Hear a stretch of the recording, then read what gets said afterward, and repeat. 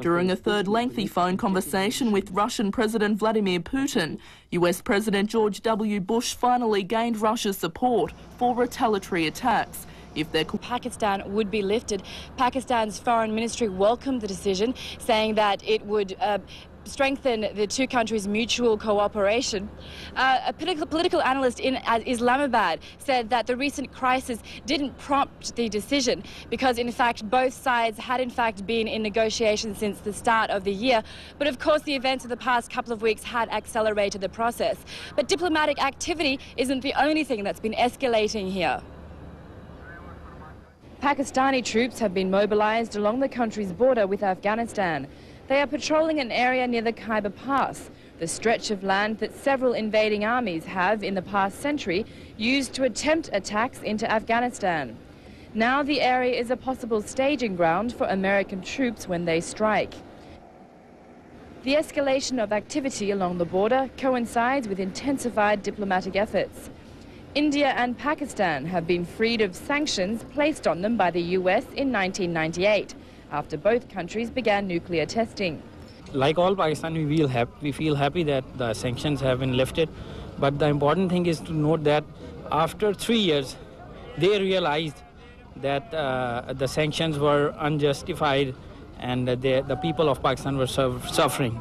While the move is welcomed by the public here, the finance minister has denied it's a financial reward for Pakistan's cooperation with America. Meanwhile, in the capital of Islamabad, the Interior Ministry has ordered Afghan nationals to be kept under tighter surveillance. Because of the impending attacks on Afghanistan, the government will move some 64,000 Afghan refugees out of the city in the next 2 days. A local newspaper reported the Interior Ministry regarded them as a potential security threat and could create an unstable law and order situation. Now, other activities in Pakistan will be affected. The South Asian Games, which were due to be held here in the first week of October, have been cancelled, despite the fact that organisers up until yesterday were still saying that the Games would go ahead. Now, 7 South Asian countries were meant to participate, but it's been called off, obviously, because of the security risks. That's all from me here in Peshawar. Back to you in the studios of Hong Kong. All right, Louise, that was Louise Wong in Peshawar. Afghanistan's ruling Taliban is preparing for a holy war as American forces close in on the country. Today, the Taliban reiterated its decision not to hand over Osama bin Laden, the man America believes is responsible for the terrorist attacks on Washington and New York. This comes as the U.S. is calling up more reservists for military service. Sonia West reports. In the last 24 hours, an additional 5,172 Air National Guard and Air Force reservists have been called to active duty by the Pentagon. A number of B-52 bombers have left their base in Louisiana for undisclosed destinations. They are believed to be part of the 100 extra warplanes being sent to the Indian Ocean and Persian Gulf areas. Media reports say some of these planes will be headed to the former Soviet republics of Uzbekistan and Tajikistan, which neighbour Afghanistan. Russia's Interfax news agency has reported that 2 US C-130 military transport planes arrived in Uzbekistan carrying 100 troops and intelligence equipment. The United States is running its command and control centre out of Saudi Arabia and is considering following the lead of the United Arab Emirates and cutting ties with the Taliban. Turkey has given the US forces the green light to use its airspace and airports and says it's willing to share intelligence on Afghanistan, where the ruling Taliban claims to have shot down an unmanned spy plane. Meanwhile, a breakthrough on the diplomacy front for the US. 公眾對航空交通嘅信心係其中一個重要目標。 We will not surrender our freedom to travel. That we will not surrender our freedoms in America. That while you may think you have struck our soul, you haven't touched it. That we are too strong a nation to be carried down by terrorist activities. 喬治布殊透露會撥款5億美元加強航機嘅安全。新措施包括派遣武裝特警喺商務客機上當值，裝置更堅固嘅駕駛艙艙門，以及透過閉路電視監察機艙內嘅情況。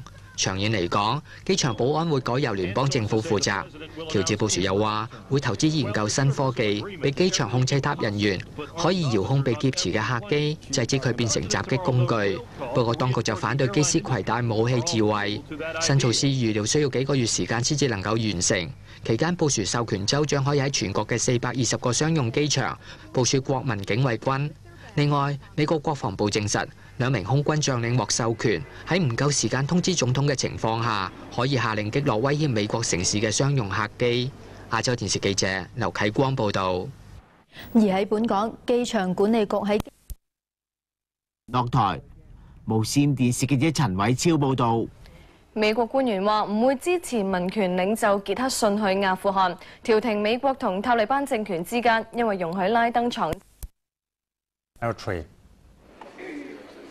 Pakistani President Pervez Musharraf said he would not launch a first strike against India, despite a massive military build-up along the border between the two nuclear arch-rivals.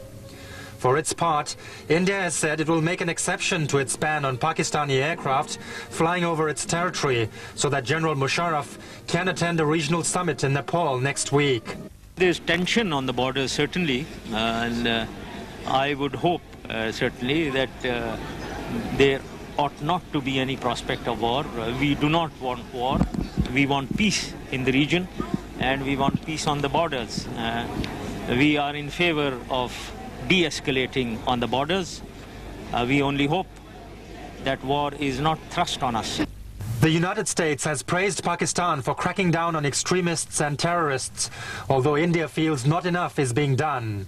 I'm pleased to note that President Musharraf has announced the arrest of 50. As tension between India and Pakistan continues to rise, hundreds of people on both sides of the border have gathered to declare their patriotism. Shouts of Pakistan Zindabad or Long Live Pakistan on one side are answered with Hindustan Zindabad on the other. Tensions between the two nuclear rivals have come to a boil following a suicide attack on India's parliament earlier this month that left 14 people dead. India blames the attacks on Pakistan-based militants opposed to Indian rule in Kashmir. Vowing never to initiate a war, Pakistan's President Pervez Musharraf said late yesterday he's willing to hold talks with Indian Prime Minister Atal Bihari Vajpayee at a regional summit in Nepal next week. I don't mind meeting him, but as I've said once before, you can't clap with one hand. India says such a meeting is highly unlikely. Vajpayee's Bharatiya Janata Party is facing elections in India's biggest state and 3 others in February, and is under intense pressure to take tough action. A meeting of the national executive of the party today is expected to urge the government to take. 情況由陳興昌報道。今次國家團結日嘅大遊行，首都伊斯蘭堡市內大部分學校都有參加。警方又將通去國會大廈嘅大街完全封鎖。近日有支持政府嘅遊行出現咗暴力事件，所以今次團結日嘅大遊行，政府派出大批嘅軍隊以及警察喺度維持治安，以防出現混亂嘅事件。士兵都手持長槍，警察就更加帶埋盾牌同木棍。有學校嚟遊行嘅時候，攞住多個國家嘅國旗，包括美國、孟加拉等等，希望世界和平，唔好再有戰爭。Because I love my country. Yeah. That's why I support my country. I love it very much. 9月27號係巴基斯坦嘅國家團結日，政府每年都會發動大遊行，宣揚團結嘅信息，令到國民更加支持國家。亞洲電視。Are fleeing the ongoing US-led military strikes against the ruling Taliban and Afghanistan's worst drought in 3 decades. Islamabad has rejected United Nations calls to open the checkpoint, where up to 15,000 Afghans are camped out. We just need to be told, are the borders going to open or are they going to remain closed? At the moment we're in a limbo and it's very hard for aid agencies to actually gear up. Altogether, 15 people were killed in overnight bombings in the area. This was apparently in addition to the more than 100 people it said were killed when a Herat hospital was bombed earlier. The U.S. says it is investigating that claim, but the U.S. Defense Secretary earlier rejected a Taliban claim that 2 U.S. helicopters were shot down in Afghanistan. The brunt of the American airstrikes have now shifted from military targets in cities to Taliban positions facing the opposition Northern Alliance. Details from ABC News. Tonight, in the middle of a thunderstorm, American bombs rained down on the Taliban front lines. For the past 24 hours, the U.S. has hit Taliban lines hard. The opposition forces on the ground have waited for this since the war began. From an old control tower at Bagram Air Base, a commander pointed out where the bombs have fallen. Now it means the Taliban can't defend themselves. They will have to give up. For weeks, the U.S. had been reluctant to help the Northern Alliance too much, afraid the alliance would march on Kabul too soon before a stable government could be established there. The U.S. bombings near Kabul suggest a greater sense of urgency within the Pentagon to get the job done. The longer this war goes on, the greater the danger the U.S. could get stuck here. 4 weeks from now, it'll be Ramadan, the Muslim holy month. Also, winter's coming. Once winter sets in, it'll be more difficult to conduct an effective bombing campaign, and any attacks during Ramadan could tend to look a bit different.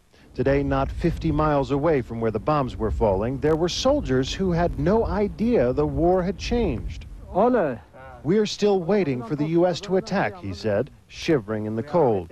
The lack of clear communications should not come as a surprise.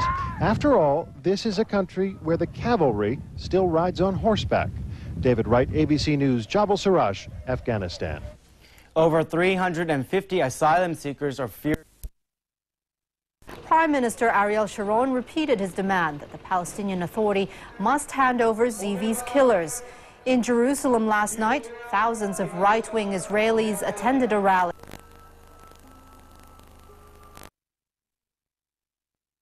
That with such intense competition at home, some takeovers and mergers among existing brand names may be inevitable. Jenny Lam, TVB News. Chinese Finance Minister Xiang Huaicheng expressed confidence earlier today that China's economy could maintain strong growth this year despite the global economic downturn. The comments came during a joint press conference with U.S. Treasury Secretary Paul O'Neill. Xiang admitted, however, the slowdown in demand from the U.S., Japan stagnation. Active American role.